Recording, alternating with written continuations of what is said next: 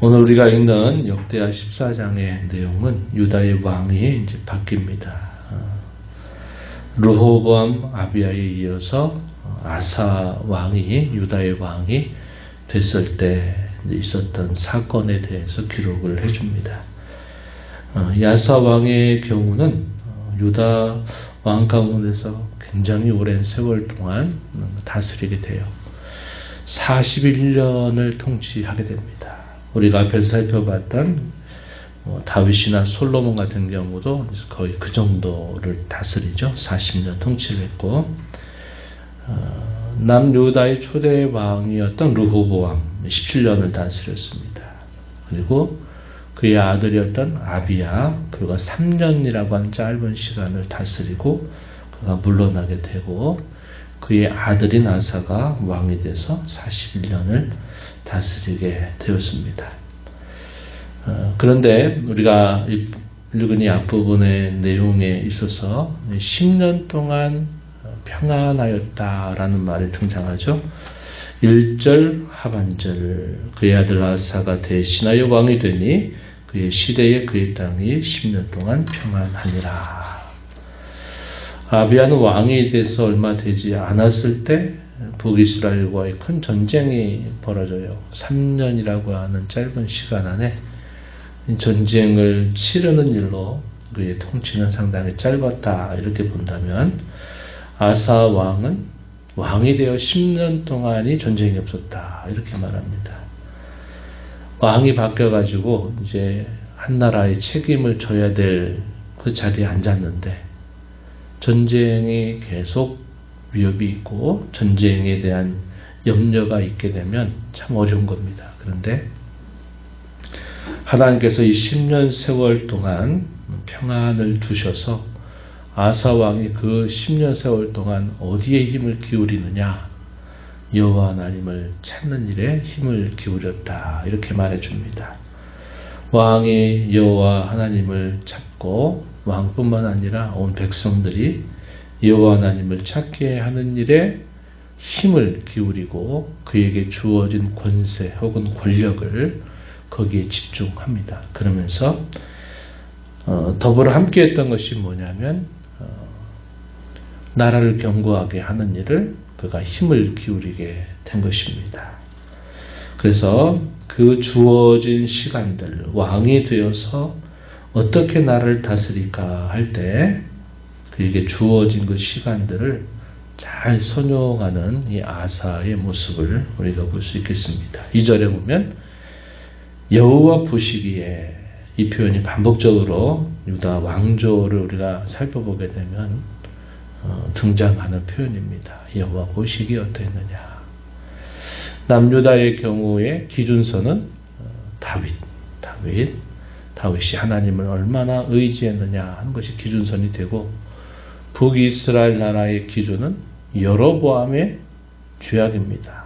그래서 남쪽은 얼마나 더 선한 왕이 될 것이냐 했을 때 기준선이 다윗, 북이스라엘 나라는 얼마나 더 악한 왕이 될 것이냐 할 때 그 기준선이 여로보암의 죄, 이렇게 등장하는 것이죠.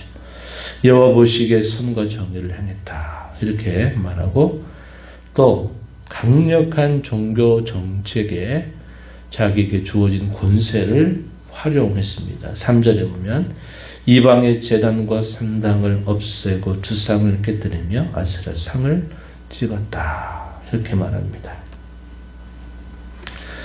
유다 왕으로서 그가 참 잘한 것입니다. 강력한 권세를 이 일을 위해서 사용했더니 결국 이것이 그에게 주어지는 이 평안의 시대, 그리고 전쟁이 벌어지게 될 때 이것이 아주 중요한 승리의 원인이 되고 있다는 것을 우리가 알 수 있겠습니다.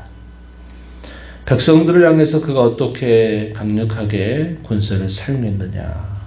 유다 사람들에게 명령하기를 그 조상들이 하나님 여호와를 찾게 하였다 이렇게 표현합니다. 4절에 그의 율법과 명령을 행하게 하였다.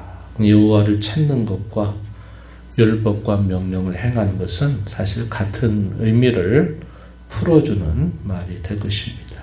그래서 여호와를 찾는다라고 하는 이 표현들이 반복적으로 사용되고 있다 한 겁니다. 자신도 여호와를 찾게 했고 또 백성들로 하여금 여호와를 찾게 하는 일에 힘을 기울였다 이렇게 말해줍니다. 그래서 그가 전쟁이 없이 이렇게 평안을 그가 얻을 수 있었던 것에 관하여 그 이유가 과연 어디에 있었는가를 정확하게 아사 왕이 알고 있었다는 사실이죠. 한번 7절을 한번 보십시오. 7절에 보면 아사가 일찍이 유다 사람에게 이르되 우리가 우리 하나님 여호와를 찾았으므로 이 땅이 아직 우리 앞에 있나니 우리가 이 성읍들을 건축하고 주위에 성곽과 망대와 문과 빗장을 만들자. 방비하는 것이죠.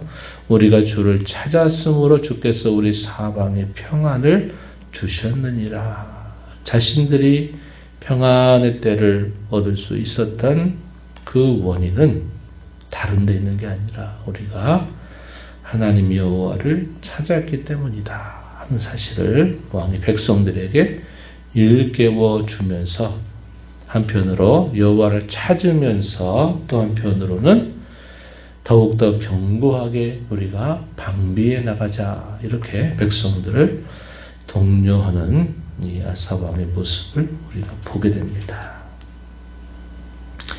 평안을 누리며 그 평안이 어떻게 주어지는지를 안다 하는 것은 중요한 일이죠. 예를 들어서 일시적으로 평화를 누리는 그런 상황인데 그 원인을 정확하게 알지 못하면 또 무슨 일이 닥칠지 모르게 될 것입니다. 또 겉으로 볼 때는 전쟁이 없고 아무런 문제가 없어서 평화처럼 보이지만 속으로는 예를 들어 속으로는 부패하고 썩어져 들어가는 일이 있게 된다면 그것은 위장된 평화 혹은 거짓된 평화의 모습이 될 것입니다. 그런데 왕이 정확하게 원인을 알고 있어요. 우리가 이런 평안을 누릴 수 있는 것은 우리가 여호와 하나님을 구하고 찾았기 때문이다. 이렇게 말한 것입니다. 반대의 경우도 있을 수 있죠. 어떤 공경과 어떤 시련과 어려움을 겪는데 그 원인이 무엇인가를 제대로 알지 못하면 또 그 공경과 위기와 어려움을 제대로 극복하기가 어려운 것이다 한 겁니다. 그래서 이 아사 왕이 유다의 왕이 되어서 오랜 세월을 다스리는 동안에 무엇보다도 하나님께 집중하도록 자신뿐만 아니라 백성들이 그렇게 하도록 힘을 기울이고 또 종교 개혁을 과감하게 단행하도록 그에게 위탁된 권세를 사용했다는 것을 우리가 알 수 있습니다.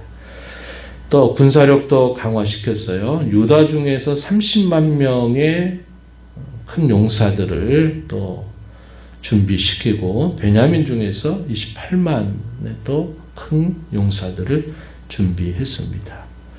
당시에 이 두 지파를 중심으로 세워진 이 남유다는 영토적으로도 크지 않았고 또 어떻게 보면 참 왜소해 보이죠. 그렇지만 여호와 하나님을 부지런히 찾고 또 주신 평안의 때에 또 닥칠 위험을 잘 방비하는 일들에 힘을 기울였다는 것입니다. 그리고 나서 전쟁이 벌어져요. 구스 사람 세라가 많은 군사들을 이끌고 유다를 침공하게 되었습니다. 위기와 시련이 닥쳐온 것입니다. 그러나 이런 위기와 시련이 남겨주는 결과가 어떠할까 하는 것은 두 가지가 되겠죠. 그로 인해서 그야말로 더 큰 위기 상황을 맞는 일이 있을 수 있고 또 반대로 그 일을 통해서 더 강력해지고 힘을 얻게 될 수도 있다는 것입니다. 우리가 앞서서 르호보암이 17년을 다스리는 동안 그의 아버지 솔로몬이 만들어 놓았던 금으로 만든 이런 방패들 강력한 이런 군사적인 도구들이 애굽 왕 시삭이 침공했을 때 다 빼앗겨 버리는 그런 큰 일을 겪는 것을 우리가 확인한 바 있습니다. 그러나 이 경우는 다른 결말을 보여주는 그런 전쟁이라는 것을 알 수 있어요. 구스 사람 세라가 군사 100만 명과 병거 300대, 그리고 군사 수만으로 따졌을 때에도 전체를 합친 수보다 더 많은 한 2배 가까운 정도의 병력을 이끌고 이 유다 나라를 침공하게 된 것입니다. 전쟁의 형편으로 봤을 때는 당연히 이 구스의 세력이 월등하죠. 월등하고 유다는 그에 비해서 큰 용사들이 있어도 역시 그 전쟁의 규모로 봤을 때는 도무지 당해내기가 어려웠던 것입니다. 오래전에 이 애굽 왕이었던 시삭이 이끌었을 때 이 구스의 군사들도 함께 동맹군이 돼가지고 유다 나라를 침공했을 때는 그들이 큰 승리를 얻고 전리품을 가지고 갔어요. 이때도 또 그럴 수 있으리라 하는 그런 생각을 했을 것입니다. 그런데 결과는 어땠을까요? 그들이 완벽하게 패배를 당하는 결말을 보게 됐다는 겁니다. 그런 원인에 대해서 11절 이하에 뭐라고 설명하느냐면 이 아사가 전쟁 가운데서 하나님을 향하여 간절하게 부르짖었다는 것을 말해주고 있습니다. 뭐라고 말합니까? 여호와여, 힘이 강한 자와 약한 자 사이에는 주님밖에 도와줄 이가 없습니다. 우리 하나님 여호와여, 우리를 도와주소서. 전쟁을 하는 그 긴박한 상황 속에 아사가 하나님을 향하여 간절하게 간구를 올리게 된 것입니다. 우리가 주를 의지하며 주의 이름을 의탁하고 이 많은 머리를 치러 왔나이다. 여호와여, 주는 우리 하나님이시오니 원하건대 사람이 주를 이기지 못하게 하옵소서. 이 기도의 내용들을 우리가 잘 생각해 보면 이 전쟁이 단순히 이 구스와 유다의 전쟁이 아니라 하나님을 대적하는 이방 나라와 이 하나님과의 전쟁이 되도록 기도하는 이 아사의 모습을 보게 됩니다. 물론 싸움은 누가 싸울까요? 아사가 이끄는 유다 군사들이 싸우죠. 그러나 그 싸움을 이끌어 가시는 이는 오직 하나님이시다 하는 사실을 고백하면서 이 전쟁이 단순히 나라 간의 전쟁이 아니라 여호와 하나님이 함께 하시는 거룩한 전쟁이 되도록 그가 이렇게 하나님 앞에 아뢰는 것입니다. 그 옛날 다윗이 항상 전쟁할 때 이런 태도를 가지고 임했던 겁니다. 그래서 한 번도 패배한 적이 없는 여호와 하나님의 온전한 승리를 일구어냈던 것처럼 이 아사 왕도 그렇게 그런 마음가짐을 가지고 전쟁에 임하게 된 겁니다. 결말은 완벽한 승리죠. 그리고 뭐라고 말하느냐? 12절에 보면 이렇게 표현했어요. 여호와께서 구스 사람을 아사와 유다 사람들 앞에서 치시니 구스 사람들이 도망하였다. 14절에 여호와께서 그날 사면 모든 성읍 백성을 두렵게 하시니 무리가 그의 모든 성읍을 치고 그 가운데 있는 많은 물건을 노략하였다. 많은 전리품을 가지고 예루살렘으로 돌아왔다. 이렇게 말합니다. 그래서 전쟁을 통해서 르호보암이 겪었던 소중한 보물 같은 것들을 다 빼앗기는 수모를 당한 게 아니라 이 전쟁을 통해서 오히려 큰 승리를 거두면서 승리의 전리품을 가지고 돌아오는 승전의 소식을 안고 많은 것들을 가지고 돌아오는 혁혁한 결말을 맞게 되었던 것을 우리가 알게 됩니다. 누구의 전쟁이냐? 하나님이 앞서 싸우시는 전쟁이 되게 하면 결국 그 결말은 승리라고 하는 사실을 우리에게 보여주고 있다는 겁니다. 우리가 이런 아사의 모습을 보면서 결국 이 유다 나라의 평안이나 승리의 원인은 그가 말한 것처럼 여호와 하나님을 찾았기 때문에 여호와 하나님께서 주신 것이라고 말한 것처럼 결국 하나님과의 관계라는 것이 그들의 평안의 중요한 원인이 되고 전쟁에 있어서 승리의 가장 중요한 원인이 된다는 것을 우리가 오늘 이 말씀을 통해서 확인하게 됩니다. 성도의 삶의 열쇠는 바로 여기로부터 풀어지게 돼 있고 또 풀어나가야 된다는 사실을 우리가 다시 배우게 됩니다. 위기 상황을 대처하는 것은 위기 상황을 맞았을 때 갑자기 나타나는 게 아니죠.